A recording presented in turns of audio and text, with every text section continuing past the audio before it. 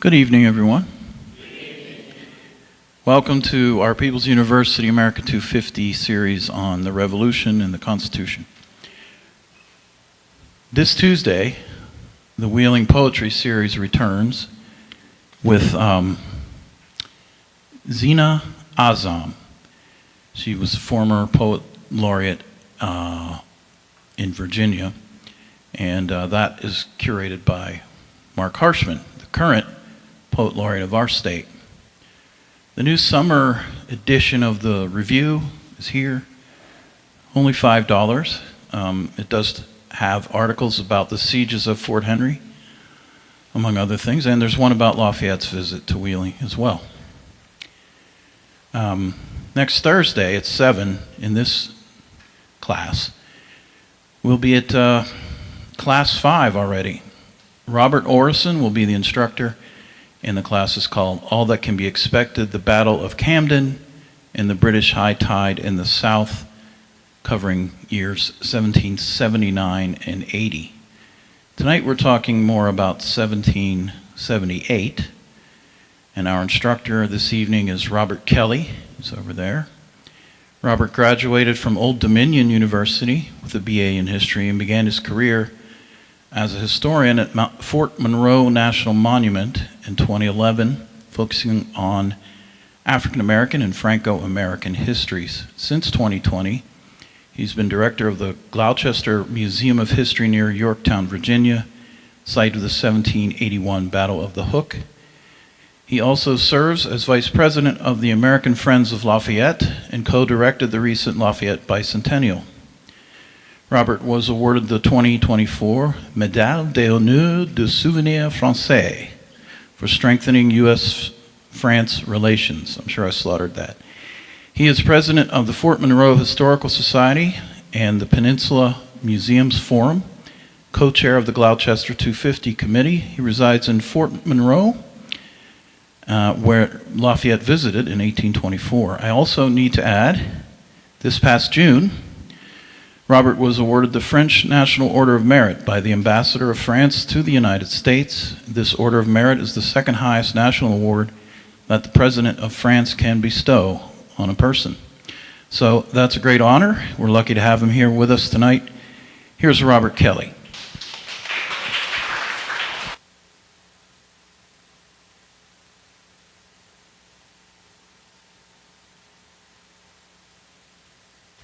Okay, good evening. Can y'all hear me in the back there? Thumbs up, sweet, awesome. It's a real honor and pleasure to be with you all this evening. This is my second trip to Wheeling and actually my second trip to this room in this library in about the last year or so. I was thrilled to speak about a year ago about Lafayette's visit to America in 1824 and 25. This was kind of following after you all here in Wheeling celebrated the moment when Lafayette came through in 2025. So I'm thrilled to be back. It's always great to be invited to come back to a place. So thank you for the warm welcome and for spending a little bit of time with me this evening. We are going to talk primarily about 1778 and the importance of what we call today the Franco-American Alliance. This was really the first formal alliance between the United States and any country, and it was the most significant alliance of the American Revolution. Now, as you've worked through the last few classes, obviously you're kind of working up to this point, and we all know that the American Revolution was not off to a very good start. And particularly all we need to think about is those early losses. And I think kind of the moment that I often think of when it comes to the early days of the Revolution and the struggle for the Continental Army was Valley Forge. And when we think about Valley Forge, we think about soldiers literally freezing to death, not much to eat, not having supplies that was needed, not having shoes, socks, eating minimal rations, but we also remember the amazing leadership that Washington and Lafayette showed in von Steuben by being there and staying there and being with the Army.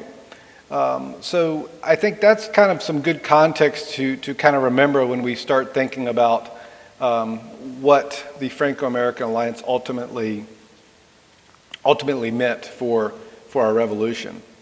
Before I dig into the nitty-gritty of this, though, I'd like to spend just a couple of minutes showing you all where I normally spend my days. This is the Gloucester Museum of History in Gloucester County, Virginia. This is just north of Yorktown. So when you're there at Yorktown and you're looking at the river, the York River, the land right across is Gloucester County. It's one of the older counties in Virginia, founded in 1651.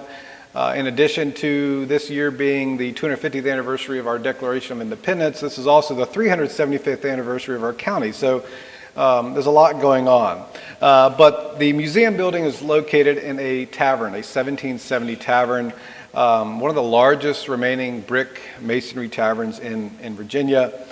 This is a cool photograph I pulled from the 1870s. It's one of the oldest photographs of the building. You can see it's changed a little bit. In the 1870s, it was painted and they had the second floor porch. But the second floor of the museum, and this is the interior showing an exhibit that we just dedicated. The second floor is a room about half the size of this room, and it's traditionally known as the ballroom. And again, this was where the drinking, dancing, gambling, smoking, eating would take place. And then at the end of the day, the tables and benches would be either moved to the center of the room or the edge of the room, and this is where folks would have slept. So you may have had 30 or 40 people sleeping upstairs. The room retains its original 250-year-old floors, a lot of original trim work, and this is where our main gallery exhibition is. So it's a lot of fun to go to work every day and spend time in the 18th century. And I bring up this map just for fun, just to show you all, again, Yorktown and then Gloucester is just right to the north. This is a map which I'm sure you will see as you come to the later part of the American Revolution. I'm skipping ahead because obviously we're not in 1781 yet, but this map depicts the movements of the French Army and Navy who lands up in Newport and then moves south. But I wanted to show because, again, Gloucester is right there in the thick of things in Yorktown. And we will talk about some of the implications of the Franco-American Alliance that takes place in Little Gloucester County. So why is 1778 so important? 1776, the Declaration of Independence. 1777, we begin to see the involvement of folks like Lafayette. General Lafayette comes over as a 19-year-old and volunteers, and he's at the Battle of Brandywine, and he's wounded on September 11th, 1777. And this is a pivotal moment not only for Lafayette himself, but for the Franco-American Alliance, or the future Franco-American Alliance, because Lafayette at that point, he was 19, he had been appointed a major general, he had met George Washington, he had kind of been invited into Washington's inner circle, his military family as it was described, and he had actually shed blood on American soil. He had led American troops, he had performed valiantly under fire. So for Lafayette, 1777, he had accomplished everything. He had checked a lot of boxes, all those things that I just mentioned. After convalescing in Bethlehem, Pennsylvania, he could have very easily gone home to France and lived a very comfortable life, enjoyed his immense wealth, and shared those stories of Washington and of the wounding and of leading American troops. He could have done all those things, except the moment that he was well enough to be back on the battlefield, that's exactly where he wanted to be. Now, Lafayette's a key figure in this Franco-American Alliance, and we'll revisit him a little bit later. But because of this service in America, and remember, he originally defies the king. Louis says, don't go to America. Lafayette purchases his own ship. That's the kind of money he had. He outfits it, and he sails to America against, disobeying his king. And this mattered because Lafayette was able to come back to France, and he was able to meet with the king, who originally wasn't too excited to see him, put him on house arrest for a little while. But Lafayette was able to go back and testify, basically, and say, yes, George Washington is a capable leader.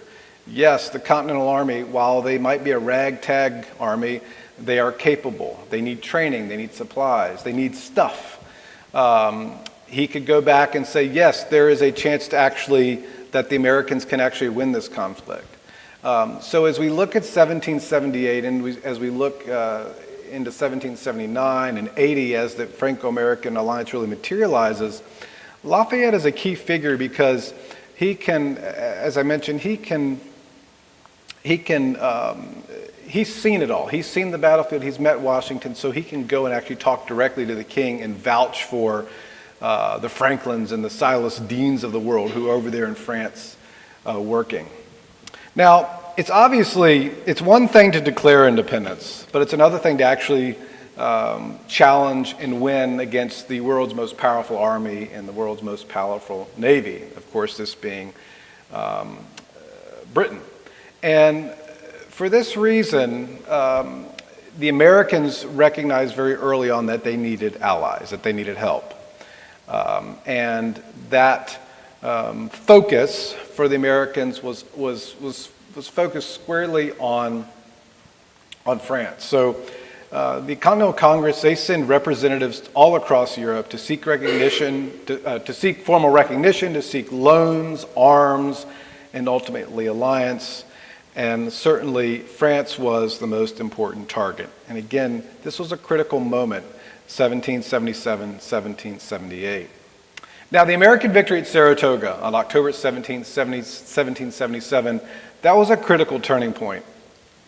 This was a decisive concluding battle where we saw a formal surrender of British troops. It showed the world that this rebellion was not collapsing, that in fact there was still a glimmer of hope for the Americans. It also mattered enormously in European diplomacy, where credibility was often built on battlefield performance. So again, words are one thing. You know, Franklin can go and have his secret meetings, you know, and slip into Versailles and have his under the radar meetings, but to actually be able to tell, to tell France, hey, look, we're winning battles, to put it plainly. So this was important credibility for the United States, for the Continental Army, for George Washington. And it gave the French ministers something that they had been waiting for, evidence that the Americans might really succeed.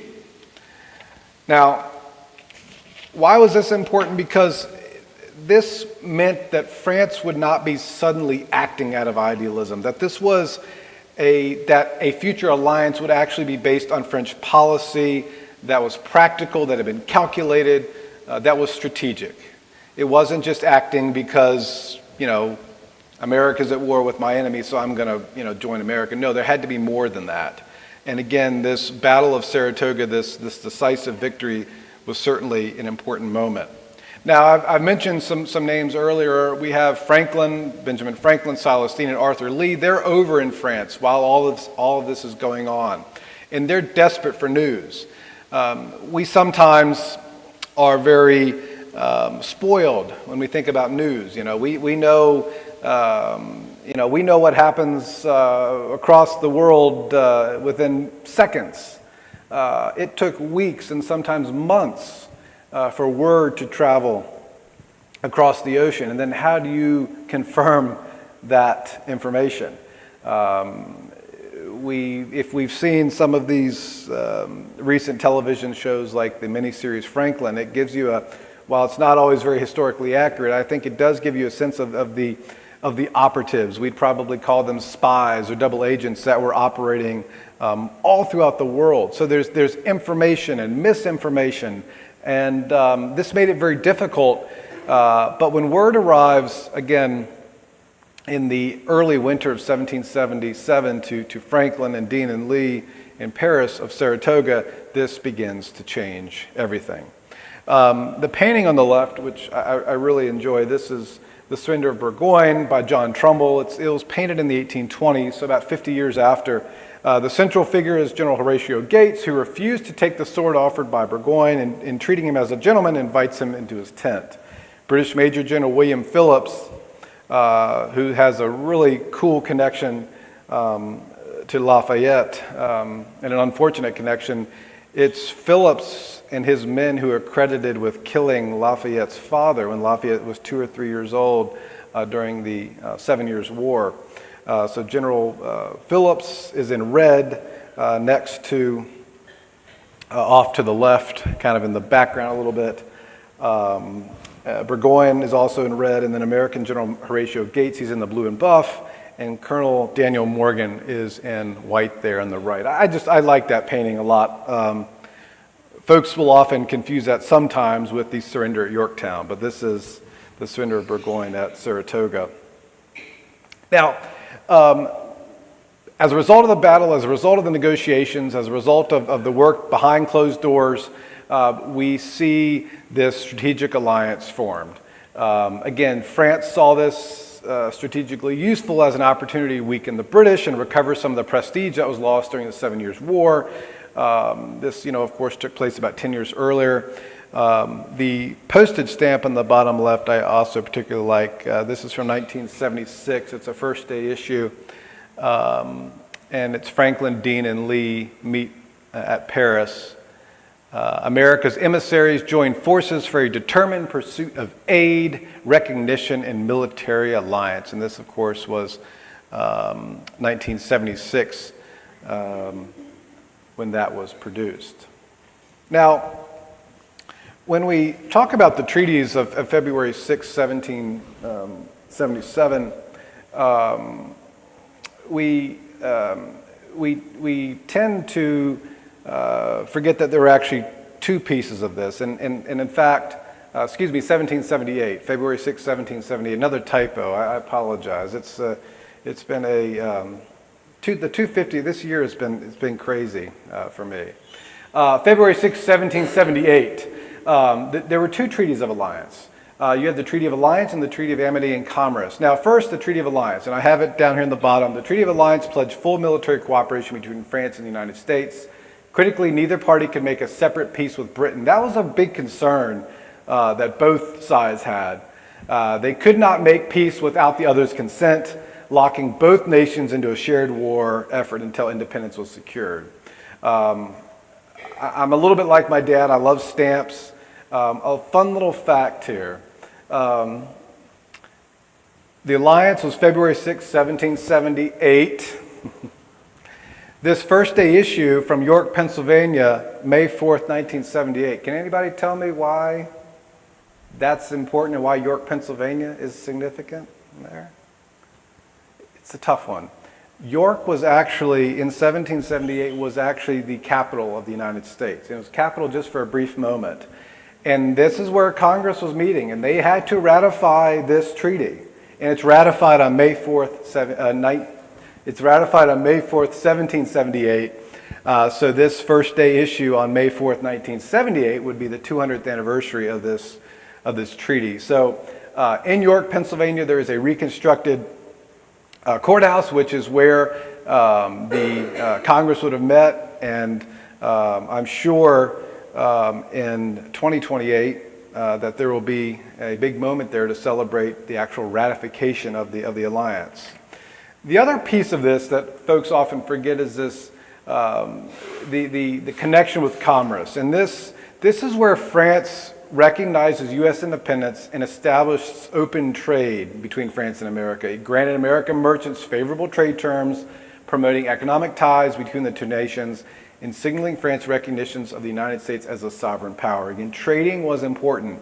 Commerce was important. Remember, the whole reason that we had the United States originally was a colony of England. And again, there was great wealth, there was great power and great wealth that was coming out of America. So France, they wanted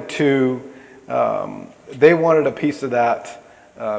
And again, the photograph of a painting from the early 1900s shows the signing of both of these documents. Now, again, this was a dramatic step. Again, France was no longer merely helping the Americans behind the scenes. There was a lot of efforts behind the scenes from folks in France who were shipping weapons, who were shipping supplies, but this was now, it was all out in the open. France was openly committing itself to war against Britain in support of a new nation whose independence was still not secure. So we also have to remember again that this was a big risk on the part of France as well. We tend to look in the past and we tend to think of all these things, how wonderful they were and how great they were. But again, there was a risk, certainly a risk. Now, what did this mean practically? What's this aid look like? So let's kind of go around here. Financial loans. The young United States was in desperate need of money. They needed money to purchase supplies. They needed money to pay debts. They needed money to pay soldiers. There's wonderful stories about Lafayette reaching into his pockets and using his own personal money to buy supplies and to pay soldiers. This Franco-American alliance also meant arms and supplies, weapons, muskets, cannons, swords, supplies. As I've mentioned earlier, American troops were often poorly armed and clothed. So this meant loans, but also arms and supplies. Naval power. The Americans had no navy. And now you had, one would argue the second most powerful navy in the world. Now they're involved. And I don't think it's not spilling any beans to immediately reference September 5th, 1781, the Battle of the Capes or the Battle of the Chesapeake. This is a naval battle that takes place off of the Chesapeake Bay. It's a French victory. They drive the British forces, the British naval forces away, and it's that French naval victory at the Battle of the Chesapeake or the Battle of the Capes on September 5th, 1781. That's what allows everything to fall into place at Yorktown. So the naval piece was huge. And then again, we've touched on this a little bit. Morale is a big issue. Washington was having big time issues with deserters. He was having to take very drastic actions to keep soldiers from deserting. And this also, again, put America, the United States, on the national stage. It provided legitimacy, and it opened up opportunities for the U.S. to then engage with other alliances with folks like Spain or the Netherlands. So it provided important legitimacy. Now, I put in here a fun little visual of some of the lyrics from the song Guns and Ships from Hamilton, the musical Hamilton from 2015. And you can read that, but again, the Guns and Ships piece is about the Franco-American alliance. Guns and ships, and so the balance shifts. We rendezvous with Rochambeau, consolidate their gifts. We can end this war at Yorktown, cut them off at sea, but for this to succeed, there is someone else we need, and they go into cheering for Hamilton. There's also a moment in this song where, again, it actually opens with paying homage to Lafayette as well. So this alliance begins to change everything. Now, it also makes this rebellion in North America part of a much wider war, particularly now that we have navies involved. When we think of turning points in wars, for example, more recently, when we think of a turning point in World War II, D-Day is a huge turning point because, again, it opens up another front, and again, it just changes the scope of war. And again, this is a moment like that. The Franco-American alliance is a moment like that because, again, you have the fighting in North America, but now with the French navies involved, you have political and military battles in the Caribbean. Again, the Spice Islands, where again there is trade of sugar, the trade of enslaved people, all this stuff going on. And then we also see the Atlantic sea lanes. Again, who's going to control the seas? Is there going to be, are British ships going to be able to move across the Atlantic unimpeded? So we begin to see that. And as I mentioned earlier, other European powers, success breeds success. So if the Americans can convince France, then maybe they can also, again, work with the Spanish and the Dutch, which they ultimately do. The Spanish provide quite a bit of money. The Dutch provides money as well. So this really ignites this as a world war. The two images on the right are the sailing ship Hermione. This is a very famous French ship. It is most famously known for bringing Lafayette back. After he's wounded, he spends time in America. He's with Washington at Valley Forge, but he goes back to France. And then when he returns in 1779, he's on the Hermione. The image at the top is actually the Hermione participating in the Battle of the Chesapeake, or the Battle of the Capes. It was involved in that battle as well. And the image on the right is the reconstructed Hermione, which it was built in France and came to America in 2015, and it toured up the coast. There are efforts now the Hermione's back in France, and it has some structural issues. Our organization, the American Friends of Lafayette, and others, were trying to raise money to help bring it back to America, because again, it's a beautiful ship, but it also has ties to Lafayette, but it also has ties to the Battle of the Chesapeake, or the Battle of the Capes. Now, let's talk just briefly about military impact in 1778. The alliance forced the British to fundamentally rethink its military strategy, how it would direct troops and naval assets, how it had to not only consider what was going on in North America, but now the British had to worry about, again, as we talked about a little earlier, the trade routes. They had to worry about other colonies that they might have where France might be a threat. So it forces the British Army to rethink their strategy. We've already talked about the Navy a little bit. And again, I cannot stress it enough. What happens on September 5th, 1781 with the Battle of the Capes, again, when they are defeated, Cornwallis is left stranded at Yorktown. The only reason Cornwallis decides in 81 to go to Yorktown is because it's a deep water port where he can easily be resupplied by his Navy, or in worst case scenario, could be evacuated by his Navy. But when the French show up and defeat the Navy and the British leave the Chesapeake, that's when Cornwallis is stranded. He has no ability for resupply, and he has no ability for escape. So again, that's a date, we have these dates in our history: July 4th, 1776, October 19, 1781, the surrender of Yorktown. One of my missions is to make September 5th, 1781 just as important, because again, that's what makes this all happen.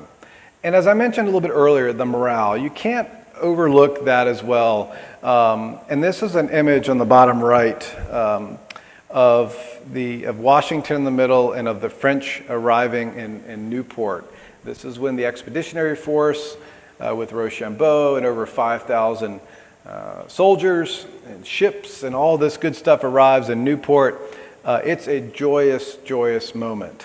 Now, even once those French troops arrive, it's still unclear as to where they would go. Now, I'm fast forwarding again to 81. If we remember from our history books, Washington really wanted to move towards New York. It was very symbolic to try and retake New York.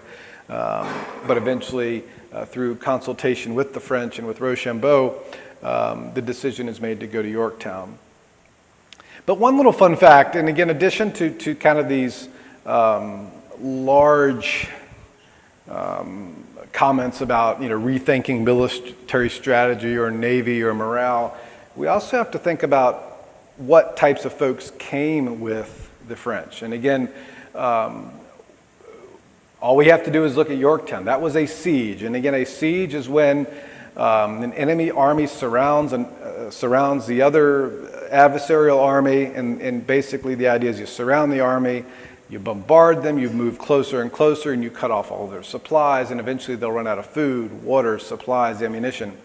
Well, Washington had never really been engaged in any type of large-scale siege.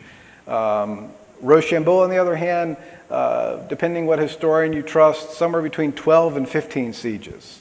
So it wasn't just all the stuff that came, it was also the expertise that came.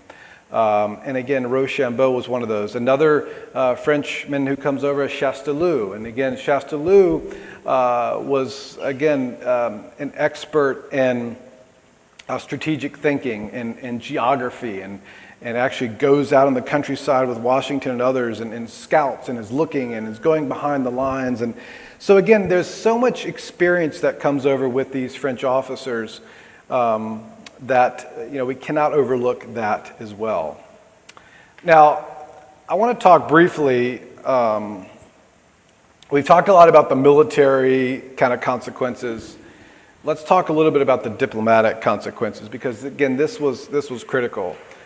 We've alluded to this a little bit already, that European perception begins to shift. So, what started as kind of this rebellion of these 13 colonies now begins to shift into this conflict of a country versus a country, of full-scale war.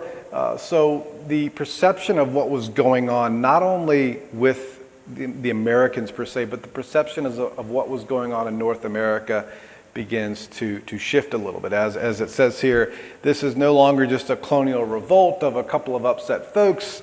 This is now a legitimate national struggle. It demonstrates that there's legitimacy to what was going on. America as state partners. So again, this idea that America could enter into, or I should say that other countries can now enter into diplomatic relations, make trade agreements with America. They're now making trade agreements with the United States. They're not making trade agreements with the British colonies or with Britain. Trade agreements, diplomatic recognition, and then again this anti-British coalition. So now, originally the United States were upset with Britain, and then again France. Now they're also upset, and then a little bit later Spain, and then the Dutch, and so again, this idea of, I guess, a practical way of looking at it is kind of teaming up now again, as because France has made this decision to support this alliance, that it's maybe okay for other people to do that as well. So the diplomatic consequences, and again, this particularly, I mean, militarily too, but diplomatic is where we still see to this very day the relationship between France and the United States so very strong.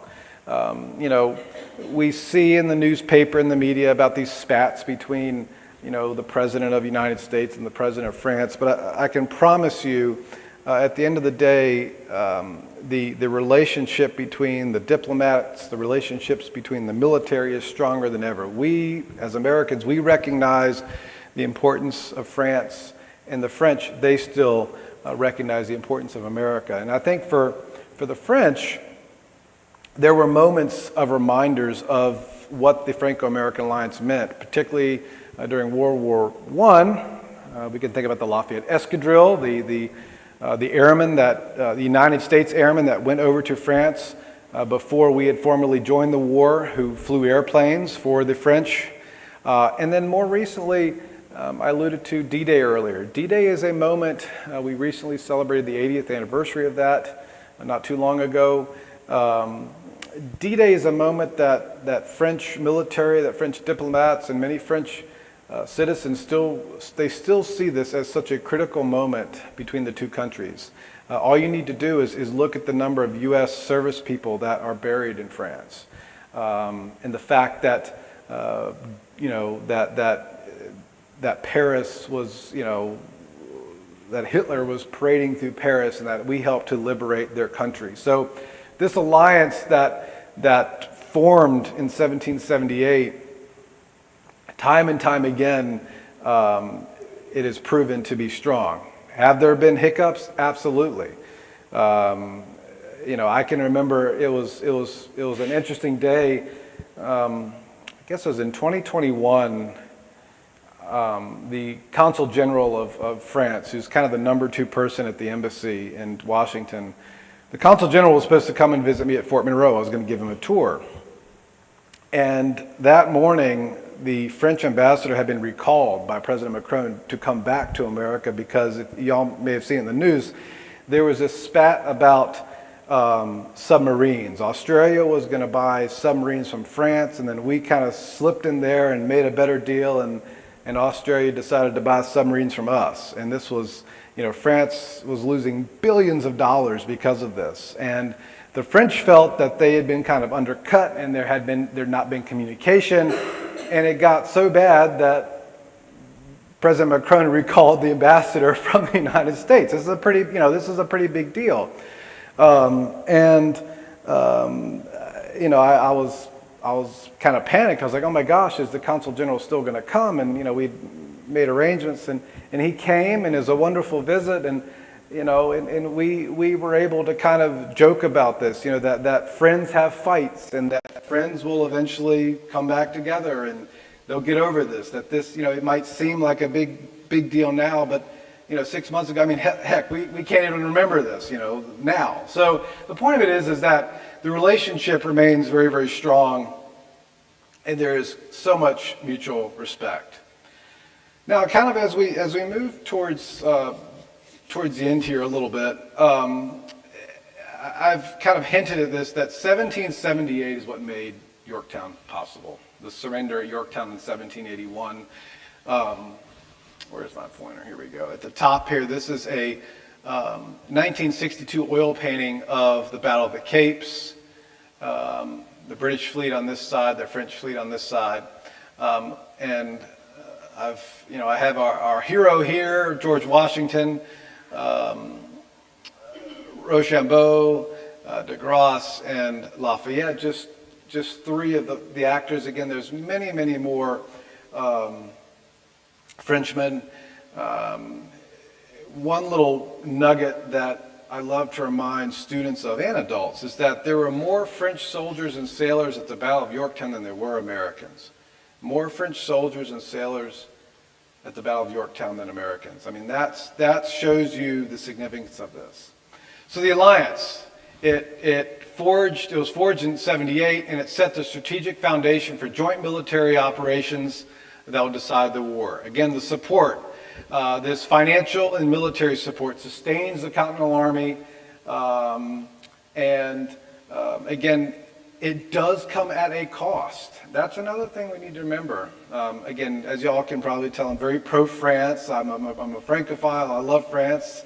I'm fully committed to the United States of America, but we must also remember that because of the significant amount of money that is spent on the American Revolution, and the strain that it puts on the French treasury and also the military, many folks would argue, and I believe it's supported historically, that the support of France to our revolution ultimately leads France to their own revolution, which has drastic consequences on their people and on that ruling class. How many heroes from the American Revolution were guillotined during the French Revolution? Quite a few. Lafayette almost lost his head during the Revolution, or during the French Revolution. The gentleman that I'm going to talk about in a moment, the Duc de Lauzon, a aristocratic, famous cavalry leader during the American Revolution, Frenchman, he's guillotined during the French Revolution. So we must remember that this decision and these decisions that they made impacted their political situation at home. And certainly, I'm going to mention it once more, September 5th, 1781, the French victory at the Battle of the Capes, that was critical to Yorktown.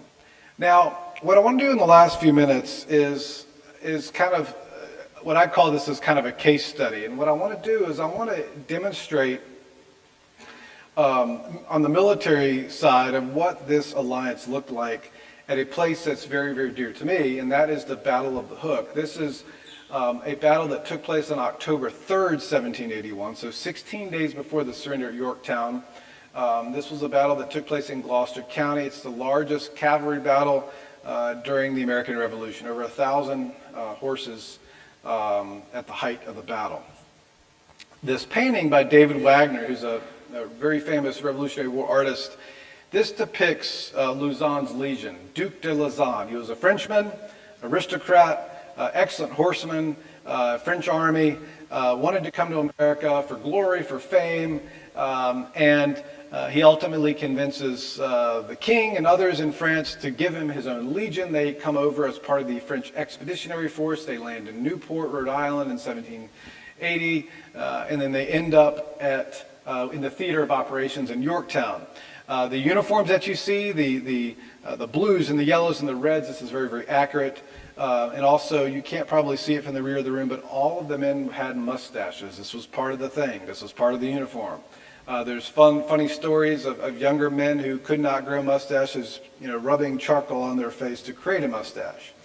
Lauzun's hussars, another term for cavalry. Hussars, mounted horsemen. They carried rifled muskets, swords, pikes, spears.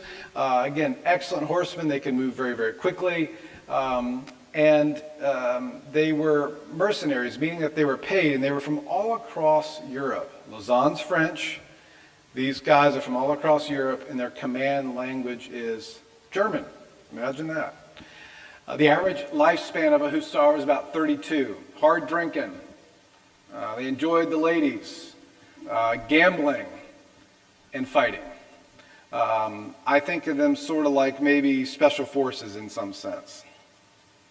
Now, when we think about where they were engaged, and again, here's Williamsburg, here's Richmond, Chesapeake Bay, and Norfolk's down here. Yorktown is right here, and again, Gloucester is the county that is outlined. And in fact, in 1781, this area known as Matthews County was actually also part of Gloucester. But in 1781, Cornwallis, and we're talking September and early October of 81, Cornwallis is down here at Yorktown. He also has a detachment at Gloucester Point. Remember, the British Navy is now gone. The French Navy is in control. And Cornwallis, by October 1st, realizes that the noose is tightening. The noose is tightening. Again, here is the theater of war. Now, this red area here, that's Yorktown. This red area here to the north is Gloucester. What a lot of folks don't know is that at Gloucester Point, just across from Yorktown, Cornwallis had a detachment of a little over 1,000 British troops, including the infamous Lieutenant Colonel Bannister Tarleton's cavalry. And Tarleton was probably the second most hated man in the British Army, only to Benedict Arnold. But Tarleton was despised because of activities which he had engaged with earlier in the war in North and South Carolina, where he was firing on surrendering American troops. And if you're familiar with the movie The Patriot, it's not a coincidence that the evil guy in the British, his name in that movie is Lieutenant Colonel Tavington. That's not a coincidence. I mean, when we think of what Tavington does in the movie The Patriot, burning homes, taking property, not really having much of a concern if his soldiers are, mistreating ladies and this type of thing. That's kind of the persona that Lieutenant Colonel Tarleton and his troops had. Now, again, they were here at Gloucester Point. Now, Washington and Rochambeau, they surveyed the field late September. And the Allies, the French and the Americans, they felt really good about how they had Yorktown surrounded to the south, kind of where my little laser pointer is here. They had them surrounded to the south, no trouble. They couldn't leave because, again, this is a depiction of how the French fleet I don't think the ships were really lined up that way. This is kind of a propaganda piece. But the point of it is the French fleet had control of the Chesapeake. Now, when Rochambeau and when Rochambeau and Washington looked at the field, there was one weakness in late September, and that was to the north. Although Cornwallis did not have large ships to evacuate him, he had access to many small barges and small rowable ships. And Washington was concerned that under the cover of darkness that Rochambeau may begin evacuating his troops across the York River using these barges, using these small boats, combine with the force that is at Gloucester Point, and then break out to the north and escape. That was a significant concern. So what Washington and Rochambeau decide to do is they send men up the York River a little bit, they cross the York River, and they come into Gloucester County, and they begin to muster in the area of Gloucester Courthouse. In fact, it's written that they muster near the tavern at Gloucester Courthouse, the tavern that I showed you in the very beginning, the tavern where our museum is.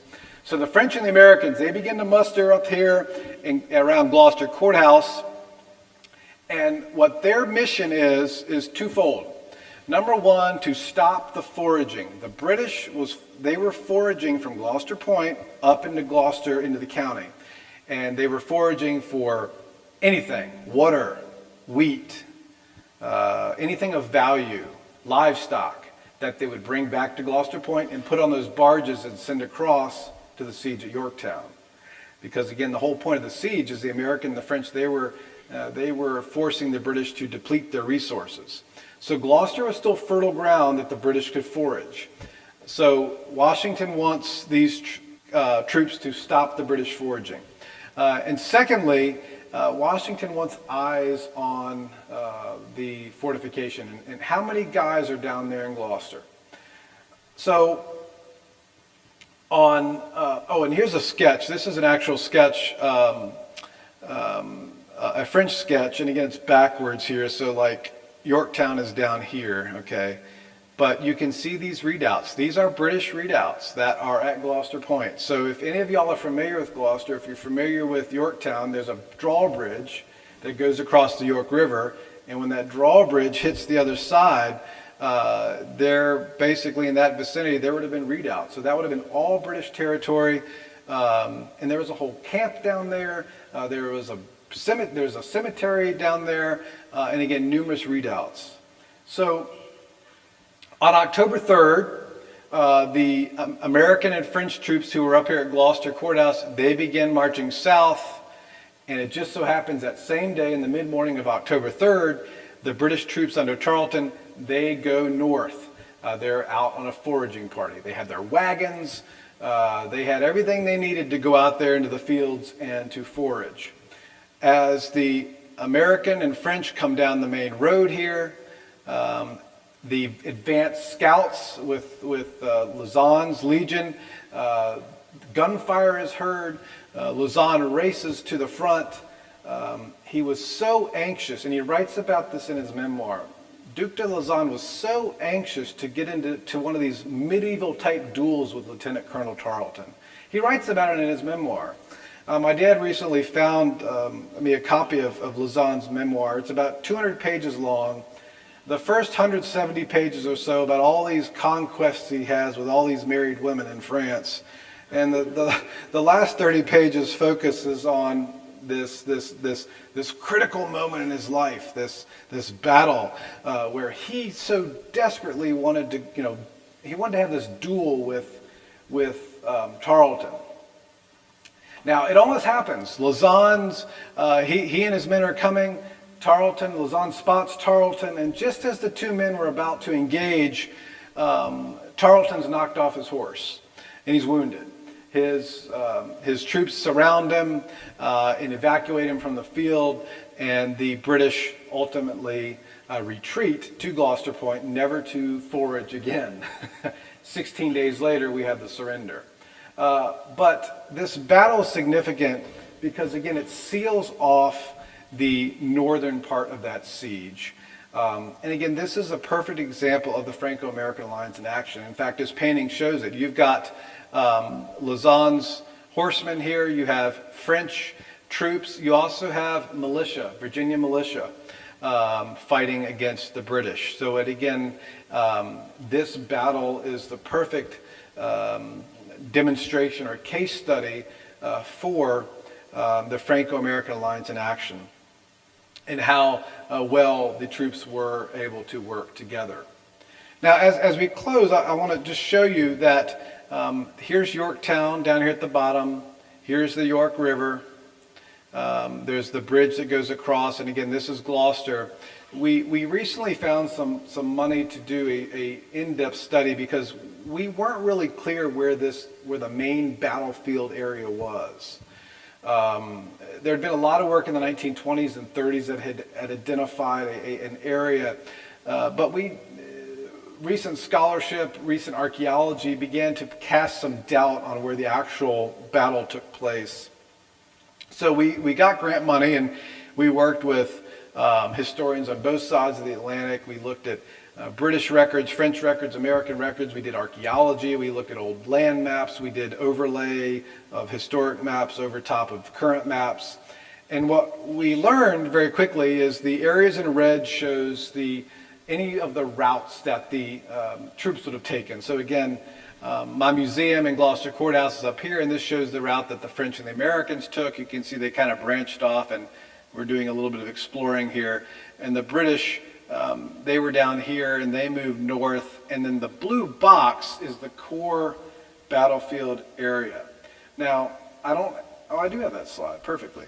Perfect. So when you look at the blue core area, I was super thrilled to see that this building right here is actually an elementary school. This is Abington Elementary School, and these athletic fields here are owned by Gloucester Parks and Rec, whom I work for. So I was super thrilled when this came about because we could create a space to tell these stories. So about 4 years ago, we dedicated 2 historic markers. Right there, you can see the soccer field in the background, the school's off to the right. We dedicated these historic markers, and then 2 years ago, we added a granite marker which memorializes the 5 French soldiers that died in Gloucester County. The first 2 died on the day of the battle. It's written that they were buried where they fell. So and we do not know where their bodies are. We do not know where any of these 5 are buried. But it's very probable that the 2 that were buried where they fell could be right there in the schoolyard, underneath that soccer field. I mean, they could be right there. The other 3 hussars actually, it was grenadier and a infantry and a hussar. The other 3, they died several days later at Abington Church, which was a makeshift hospital. But nevertheless, the Franco-American Alliance, even in Gloucester, for us is very, very real, because not only do we have this battle, but we also have 5 French soldiers that gave their life in Gloucester County. And every year now we commemorate this. So last year we had about 10 French military officials from Washington and also the NATO headquarters in Norfolk come to pay their respects to be part of this ceremony.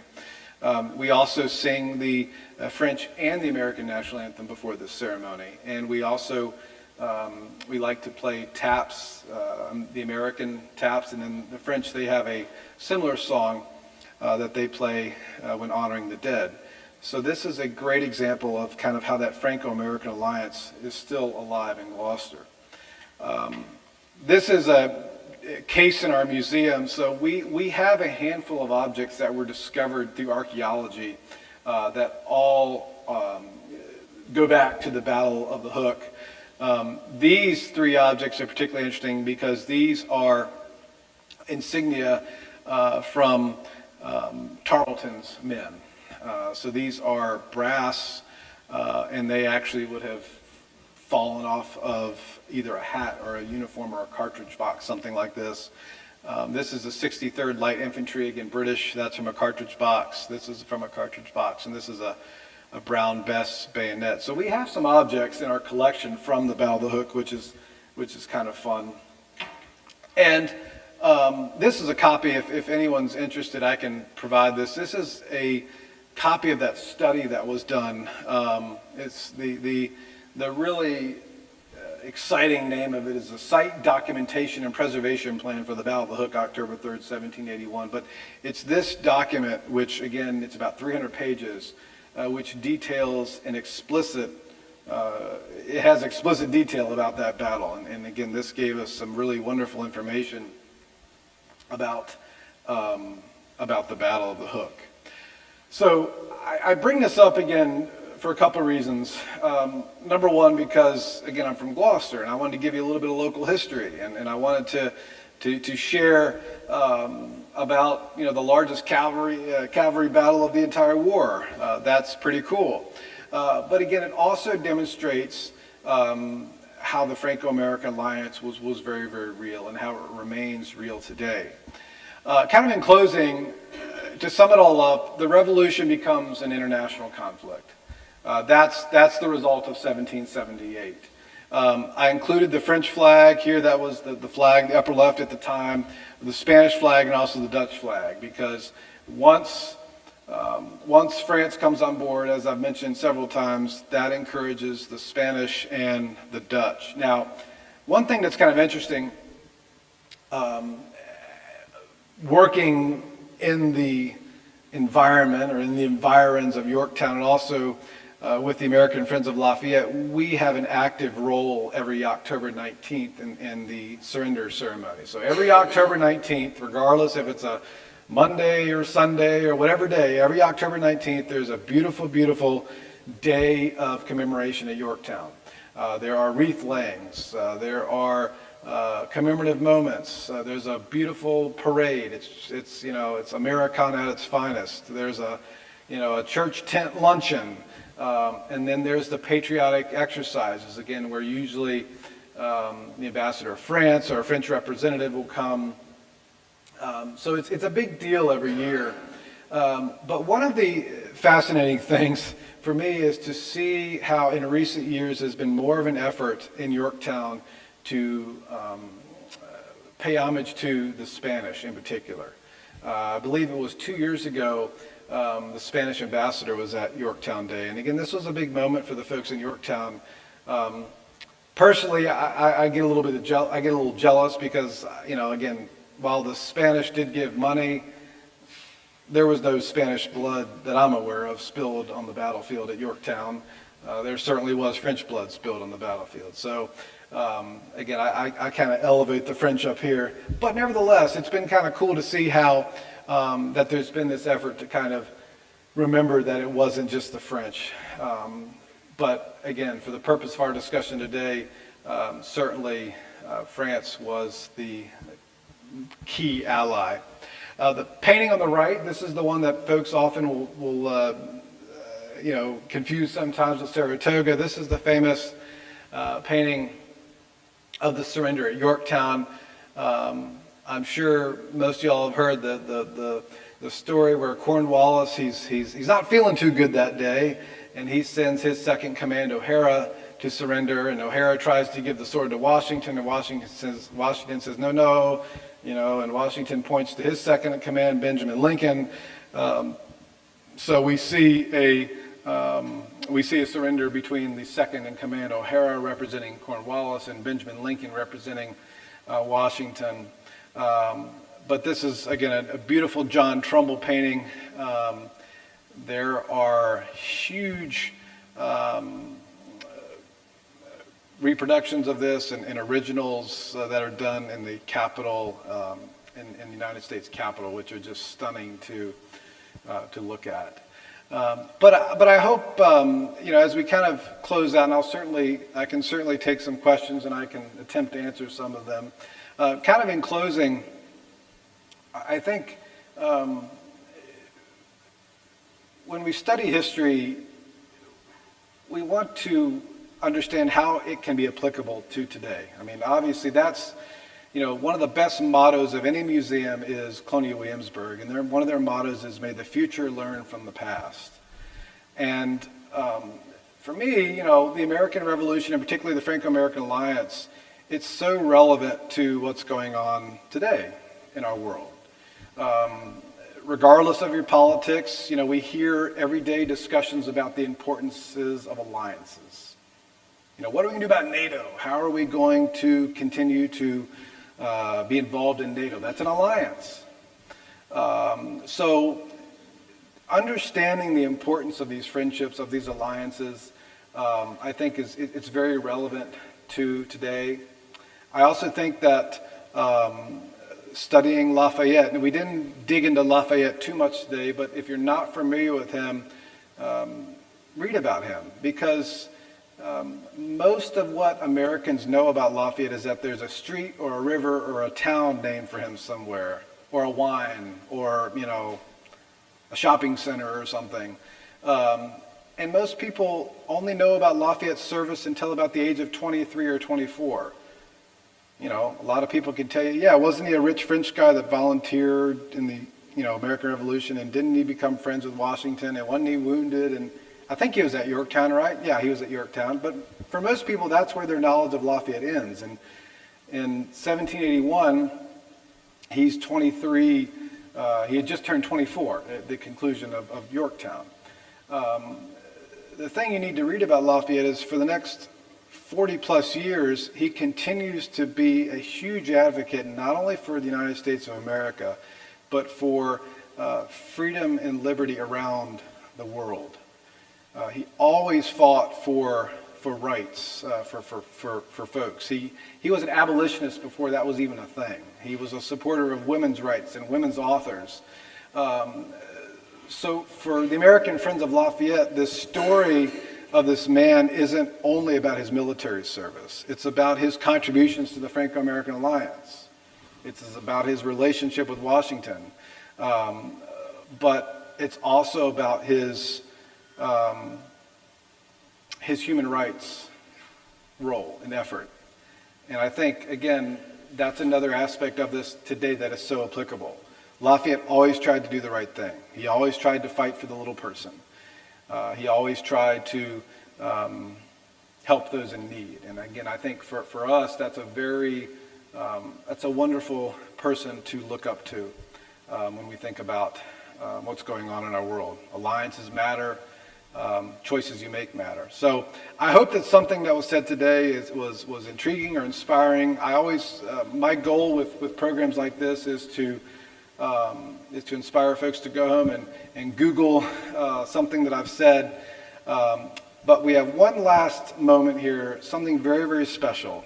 Laura Height, my girlfriend, she is a professional opera singer and a music educator. And we were talking, and we thought it'd be really, really cool to kind of end this program with the French National Anthem. Even though the French National Anthem comes along a little bit after the American Revolution and the French Revolution, nevertheless, it has become a real symbol for the relationship. So I give you Laura Height, who is going to perform the French National Anthem.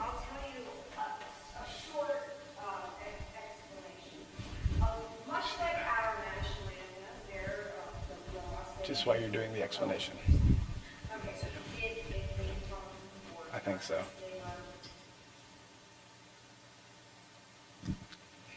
Okay. It was during the French Revolution, and the other monarchies in Europe were getting very worried that the spirit of revolution would spread to their monarchies as well. So they had this idea, well, we're going to go onto the borders of France and kind of invade and annex parts of France to kind of try to divide and conquer to stop these revolutionaries from fighting this battle.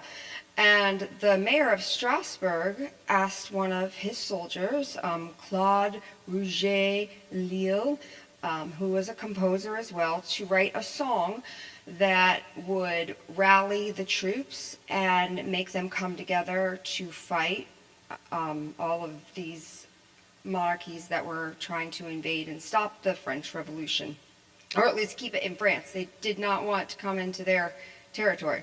So he wrote La Marseillaise, and it's a call to arms. There it says, aux armes citoyens, means to arms, citizens, let's go fight these guys. So I don't need the microphone to sing it.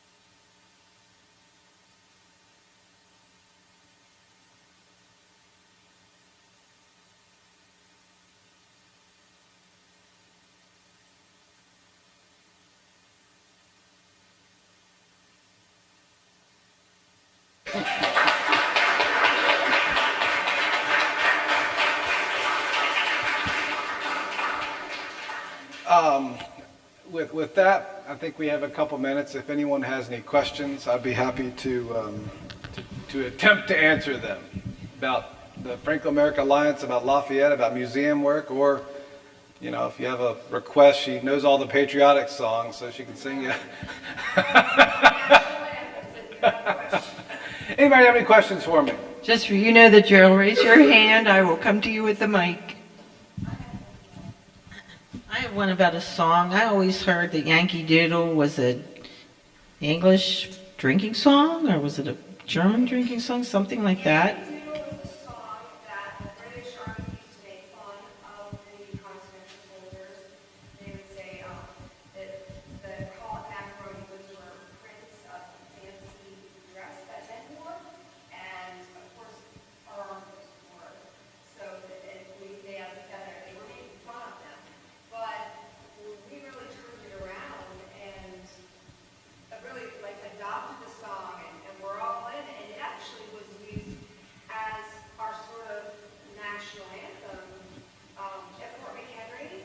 That is what they raised the flag to.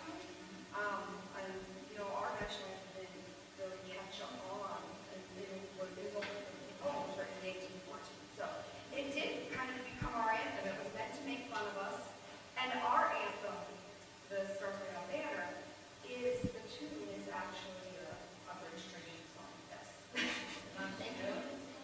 No, a British drinking song. The tune of our national anthem is. Any other question?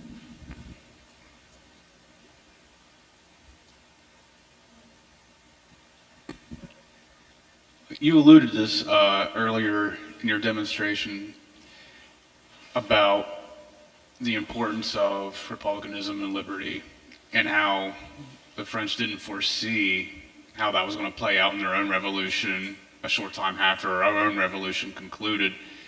I was kind of curious if you can, like, you know, maybe expound upon that.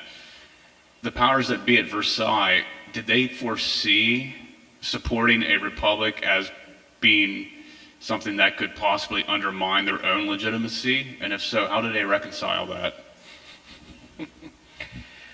So what's being, you know, referred to is kind of the hypocrisy or the catch-22 of, you know, of France helping America kick out their king when France is ruled by a king.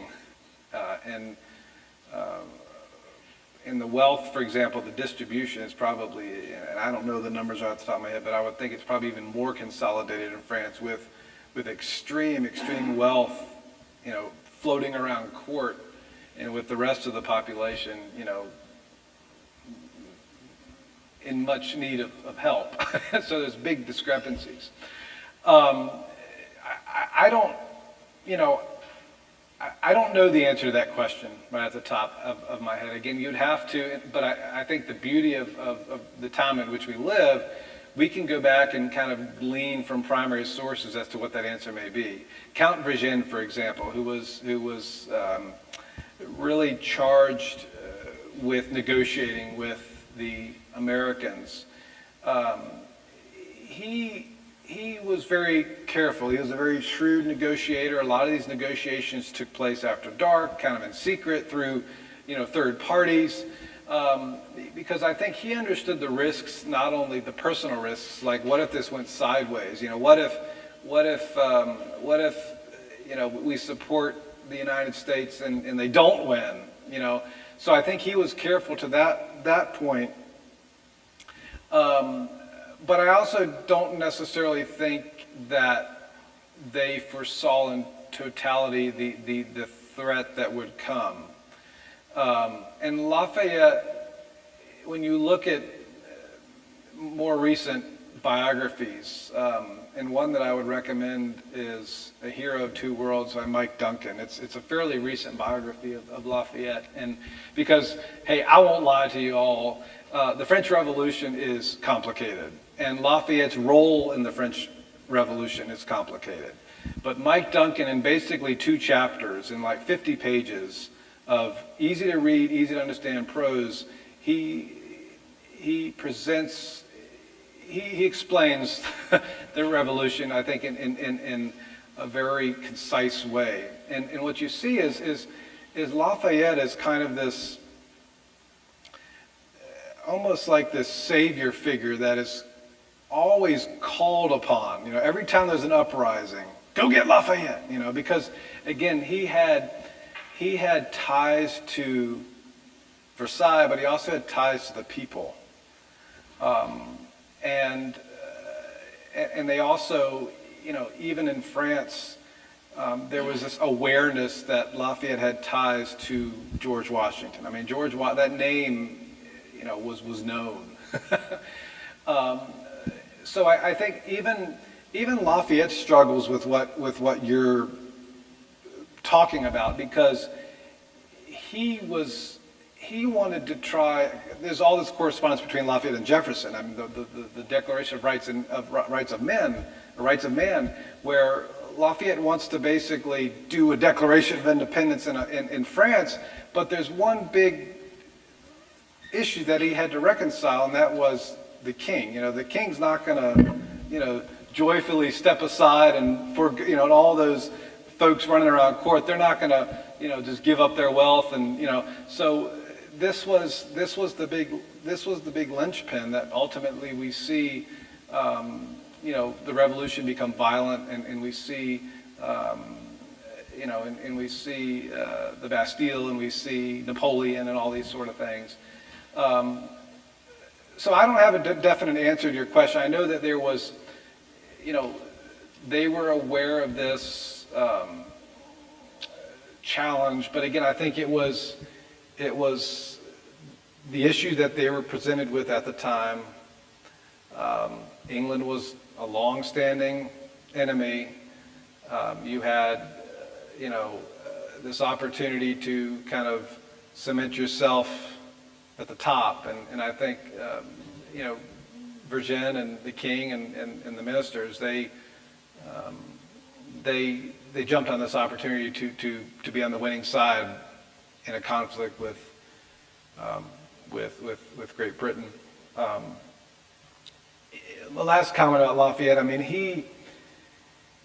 he was someone that he was willing to work with anybody. And again, the reason I bring this up is, again, as we think about, today's time and about politics, when President Madison in 1816 writes to Lafayette and says, hey, we barely survived the War of 1812, and we need to build fortifications on our shoreline to protect our cities, but we don't have much experience with engineers. Lafayette writes back and says, I know a guy. He's the best engineer in France. His name's Simon Bernard. He had built entire fortifications around cities in Europe, like Antwerp, Belgium. Now, the fascinating thing is Lafayette is recommending someone who had served, who was loyal to Napoleon during both of Napoleon's reigns, who was with Napoleon at Waterloo, who Napoleon pinned all 5 of Bernard's Legions of Honor on his chest. In fact, one of his Legions of Honor, Napoleon took off his and put it on Bernard's chest. So this was a man that was 100% loyal to Napoleon, yet Lafayette, he could put the politics aside and say, America, my second home, they need the best of the best. And even though I don't agree with Bernard politically, he's the guy that needs to take this job. So Bernard comes to America and he designs all these forts. He designs Fort Monroe. He's in America from 1816 to 1831. So again, not an answer to your question, but just something that popped in this historian's mind. Anybody else? Well, I think we're going to have to We've wrap talked up. too long. That's It's okay. I'll hang around if anyone has any questions. If anyone has any questions for Laura, we'll hang around for a few minutes. But thank you all so much for having me. Thank you, Robert.